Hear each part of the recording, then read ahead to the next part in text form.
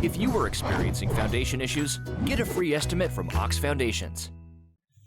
Coach Adam Fossett Show brought to you by the B.B. Comer Booster Club, and a more challenging than one may have thought in the game, and a closer win than one may have thought over Horseshoe Bend last week.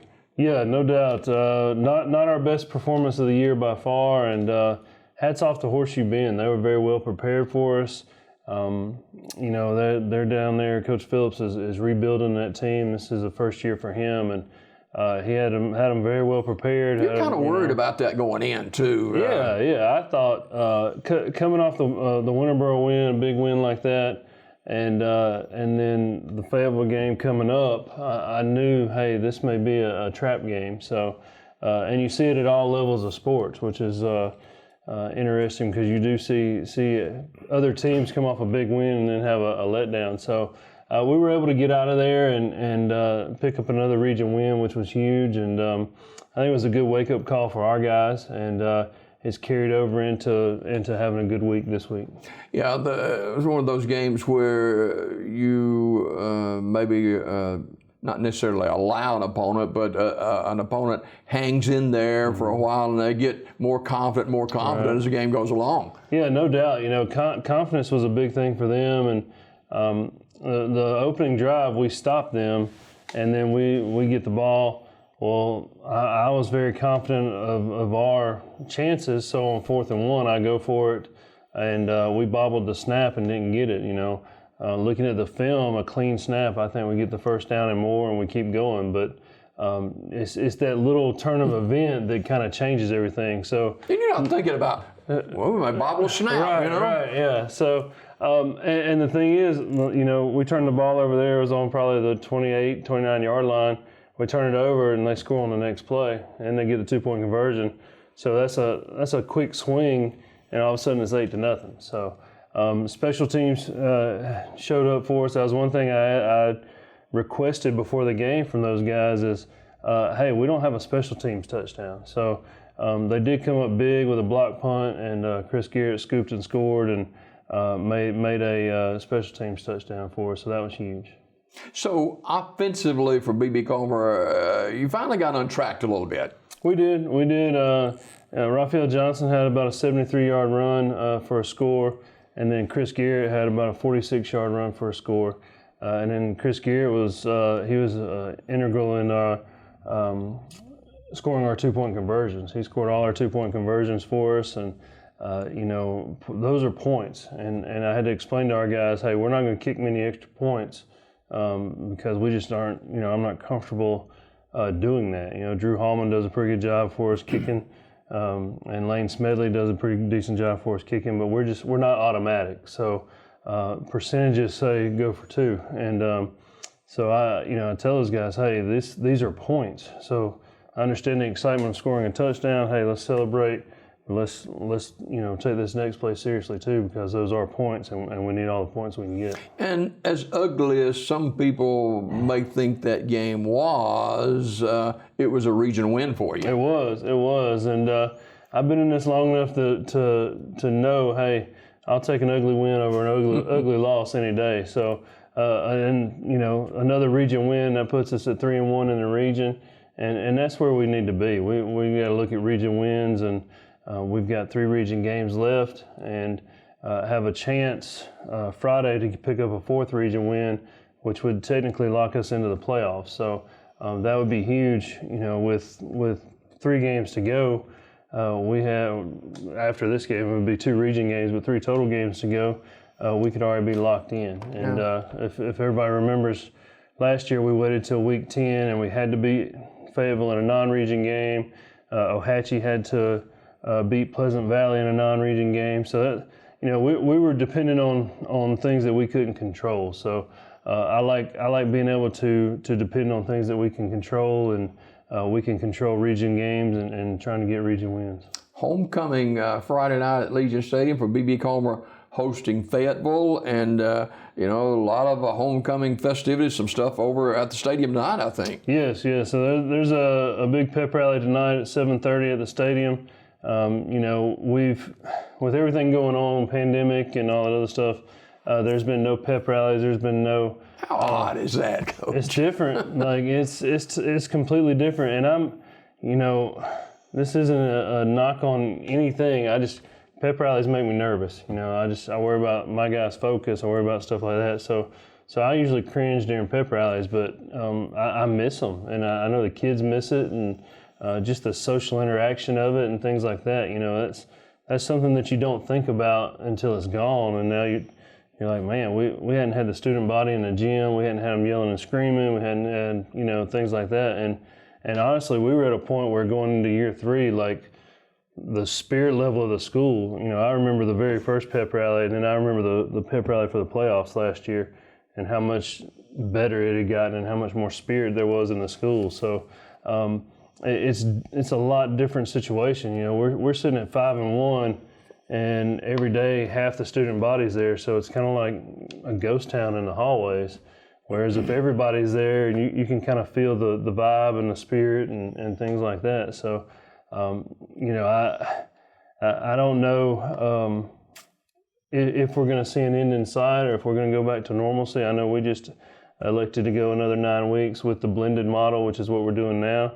So that'll run us into December, but. Hopefully we get back to some normalcy as far as school goes at the first of the year. It's got to be a good feeling, though, to know that your football team expects to win.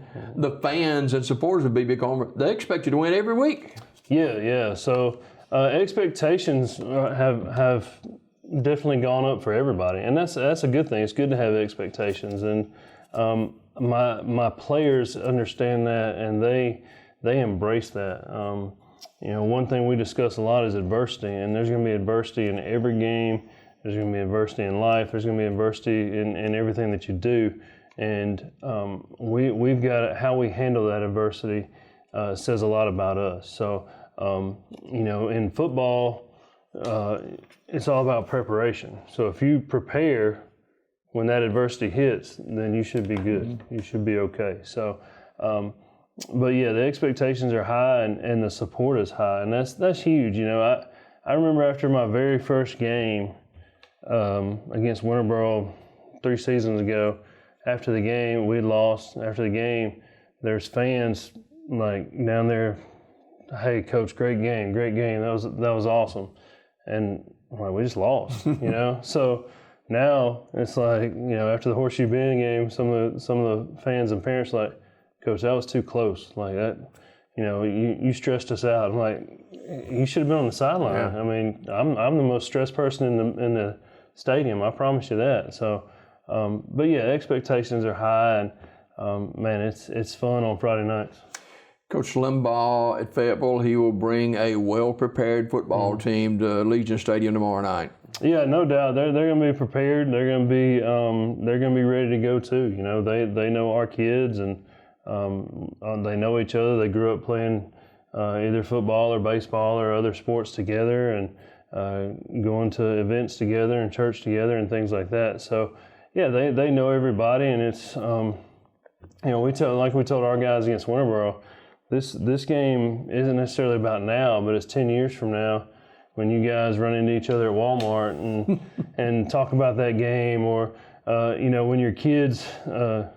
My kids are famous for who is that? I'll talk to somebody and they don't know, and they say, who is that? Well, our kids, when our guys have kids and they run into somebody they play and they talk and they pass and their son looks up to them and says, who is that? Either say, that's the kid that knocked me on my butt, or that's the kid I knocked on his butt. So, it's all about the bragging rights and the memories and things like that. And high school sports is literally about the memories that you gain from this and the stories that you're able to tell and things like that. Speak a little bit about what you've seen on tape of Fayetteville, and what are some of the concerns you have coming into this one? Yeah, so offensively, they do a lot of different things. They're very tough to prepare for. Coach Limbaugh always has a trick up his sleeve. So just in film, I've seen him run Statue of Liberty. Imagine a minister with a trick up his sleeve. Exactly, I've seen them run Statue of Liberty, flea flicker, fake punts, and this is just stuff that they've shown on film. So they could line up in the bone and run right at you. They may line up in spread and try and throw the ball around. So we've got to we had to spread out our practice time to learn everything and make sure we line up to everything correctly. So it makes it a little bit tougher. Defensively, Coach Reed runs the defense down there and does a great job, and those guys get after it. I mean, they're doing a lot of things sound-wise and technique-wise that are tough. And again, it's like a broken record, but it'll come down to what happens up front. Yeah. There's been some concern in the last couple of days about the possibility of changing Friday night's game to Thursday night game.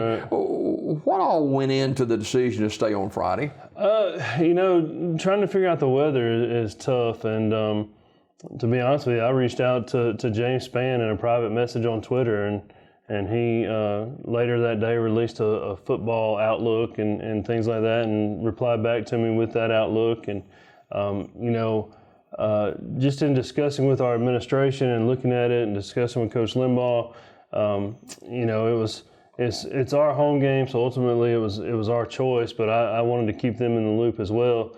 And I did ask him. I said, "Will you give me until Wednesday morning to make a decision?" So yesterday morning we looked at the forecast and felt like there may be a couple showers in the area Friday, but I think Friday is still a good night to play ball. So based on just talking with my administration, we made the decision to keep it on Friday.